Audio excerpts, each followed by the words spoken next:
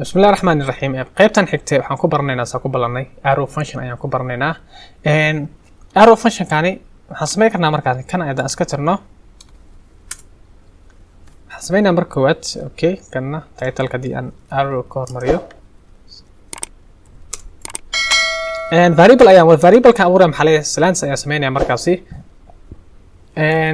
Arrow function kan was normal function waaye GS isticmaasho balse waxa isticmaasho ES15 balse dadka dhaan ES6 dhaan ayaa marka aad markaas u isticmaalayso soo marka waa ka sahlan yahay oo ka qurux badan yahay functionkeedii hore ee marka aad ku dheeraay aan aragna markaan kan qaabka markaas u qurux badan yahay haddii aan function name ka sheegay function name ka waxa leena markaasi create ayu bixiyay kadibna markaas waxa leeyahay functionkaas waa empty function arrow function qaabkaas ay u qormayaan kadibna flat ay keenaysaa kadibna meesha waxa sheegaysaa ritaanka ayaa meeshaas ku sheegaysaa oo waxa leeyahay hello there. Okay, hadda safe marka dhaho waxba nooma soo baxayo saafileeno maxaa u baahanahay markaasi function calling ayaa u baahanahay oo sidii kii camal asina la mid ah function calling ayaa u baahanahay. Okay, kadib waxa noo soo baxay hello there. Simple waa one line marka waxa sheegaysaa functionka ayaa sameynaysaa kadibna meeshan waxa dhaxgelinaysaa markaasi callback ayaa sheegaysaa callback function ayaa loo magacaabaa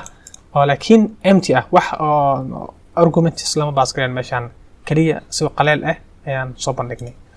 waxa sheegaysaa markaasi function keeni kadibna callback function ayaa meeshaas ku sheegaysaa oo waxa leedahay ugu dambeyn return ayuu sameynaya markaasi markaas qaabkaas ayaa u adeegsan karnaa wax loo magacaabo arrow function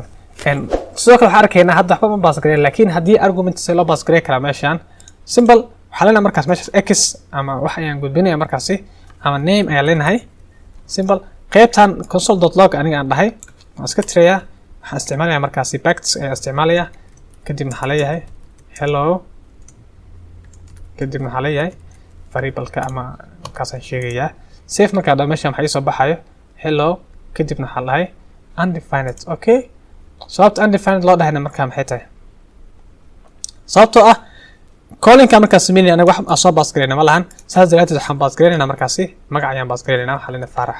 safe leh waxaa noo soo baxay hello Farax ayaa markaasi u soo bandhignay anaga aad u sahlan sa aragtaanba badanaana course-yeenkii aan qaadan doono insha Allah maadaama muhiimadan ahayd anaga frameworks-kana xoog saar Node iyo React.js iyo React Native mobile app xataa inaan ku darno maadaama xoog aan saarayna badanaa waxaad adeegsan doontaa loo magacaabo arrow functionskaas ayaa adeegsan doonaa fadlan videogan haddii uu ku caawiyay like comment share subscribe inta samee mahadsanid.